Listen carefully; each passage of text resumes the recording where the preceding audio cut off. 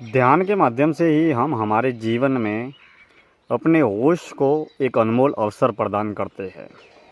जब भी साधक ध्यान की अवस्था में या ध्यान की मुद्रा में होता है, तब साधक एक स्थिर, स्थायी, मौन और ध्यान की अवस्था में रहता है और जीता है।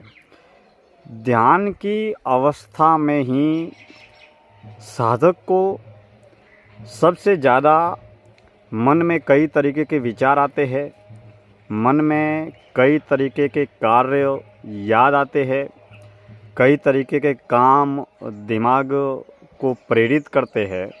क्योंकि ध्यान में कोई भी साधक जब भी बैठता है, तब वह कर्ता या भोक्ता न होकर मात्र दृष्टा या साक्षी होता है। ध्यान की अवस्था में जब भी हम स्थिर, स्थायी होकर बैठते हैं, तब हम घर, परिवार, समाज, संसार या किसी भी प्रकार का कोई भी कार्य नहीं करते हैं। तब हम मौन रहते हैं, स्थिर होते हैं, स्थायी होते हैं, शांत अवस्था में होते हैं, एकांत अवस्था में होते हैं।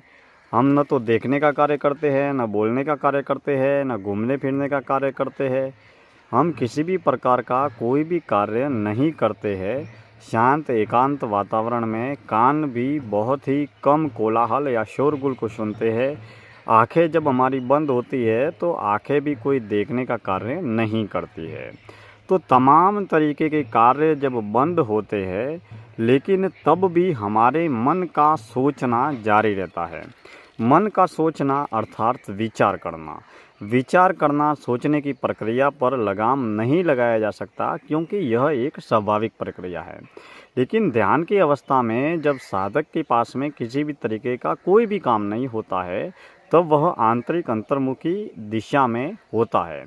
बाहरी बहिर्मुखी दिशाओं में क्या होता है कि हमारी पंच ज्ञान इंद्रिया, पंच कर्म इंद्रिया, तमाम तरीके की जीवन की जो समस्त ऊर्जा शक्ति है, वो बाहरी बहिर्मुखी दिशाओं में बहती रहती है।